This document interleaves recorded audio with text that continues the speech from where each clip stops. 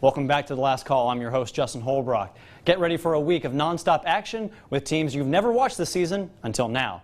But two teams we've been watching all year are Auburn and Alabama, and both are going dancing. Phil, Teresa, for 27 years, Rod Bramblett gave everything he had to the fans of Auburn. His passion, commitment, and talent for finding just the right words is what made him the voice of the Auburn Tigers back in 2003.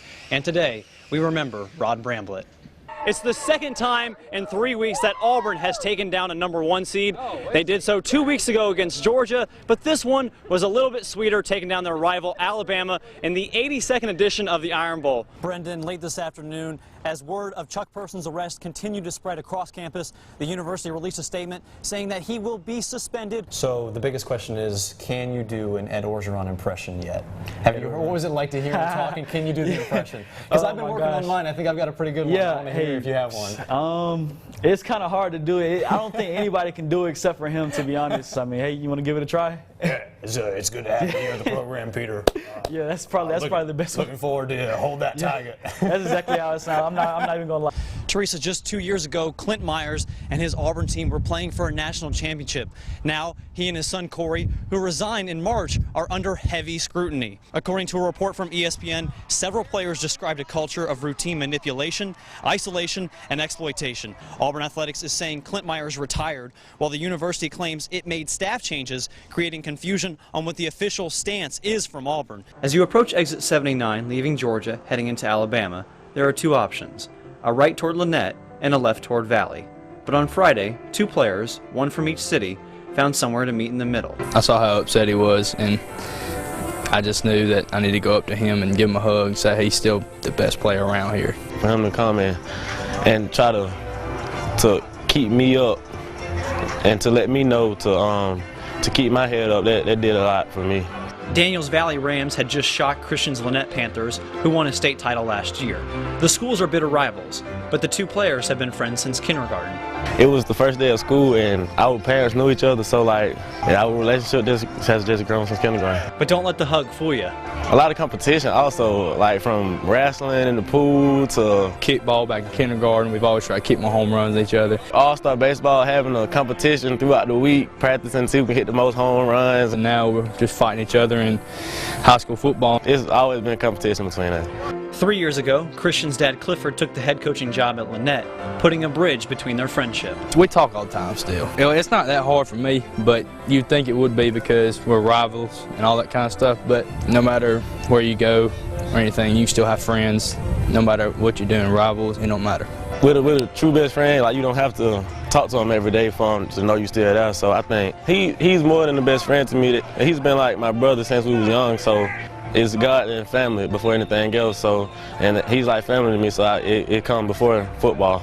The bond that they have, it'll be lifetime. You know, when they get their families and get married and they have children, they'll still come and visit each other and see each other. And to be honest with you, after that game was over, when I saw that, you know, my mind went immediately to this is what it's all about. Legendary NFL coach Vince Lombardi once asked, if winning isn't everything, then why do they keep score? Well, coach, these two friends might just be the answer. Reporting on your side, Justin Holbrock, News 3 Sports. Some people know the third baseman. Most people know the shortstop. Everyone knows the second baseman. Show off. But nobody knows Sammy Stiers, the guy who takes care of this award-winning field at CSU. A lot goes on behind the scenes before you even step out onto the baseball field. I really wasn't even aware of the award until we got it. Well, the first thing I thought was about time, because we've had the best field in Georgia for a long time. Last week, the Georgia Baseball Coaches Association agreed, recognizing Columbus State's Ragsdale Field as the best collegiate field in all of Georgia.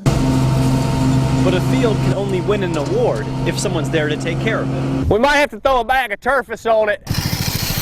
Let it dry up as much as we can. I've kind of just learned from experience, from what other people done. I've basically screwed everything up out here at least once and just try to not make the same mistake twice. He must not have made too many mistakes because he's been with Columbus State for 15 years. Just a crack of the bat today, boys. Pop it a mitt. He's one of the reasons our baseball program is successful. Success comes and goes like seasons change, and the seasons changing makes Steyer's job more challenging. You go from 80 degrees to 30 degrees, and it kind of puts the grass in shot, and anytime the field floods, so you kind of at the will of Mother Nature as far as that goes. We're lucky enough to be out here every day. One of the most beautiful things. It was definitely a selling point for me to come here. Steyer's does an incredible job with it, and we couldn't be more thankful to have him on our staff. I get to come out and work on a baseball field every day, so that beats the heck out of sitting in a desk. So I could see myself doing this job until they don't let me do it anymore, or till I'm physically not able to come out here and do it. For the first time in school history, the Auburn Tigers are headed to the Final Four.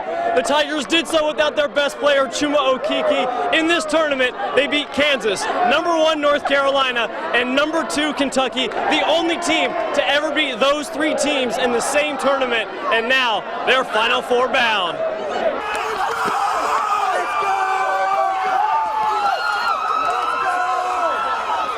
We're a basketball school from now on, I would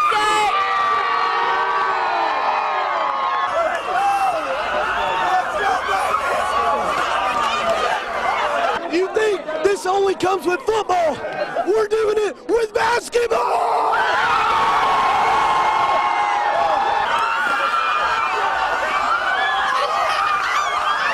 We're going to the Final Four to win it all, baby! Let's go!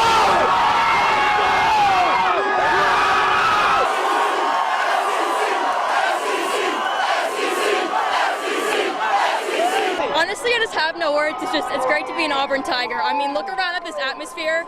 I know every college has their own atmosphere, but there's nothing like this.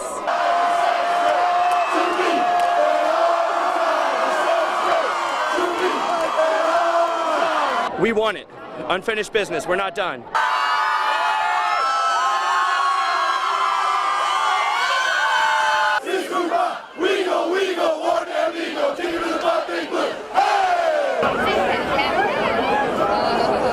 This is the greatest day of my life, without a doubt.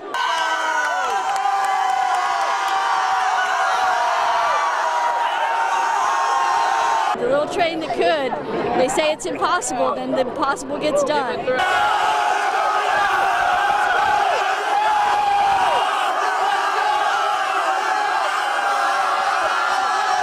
The Tigers have a 12-game win streak heading into the Final Four. They'll still be without Chuma Okeke, but they'll have plenty of momentum when they face the Virginia Cavaliers in Minneapolis next Saturday.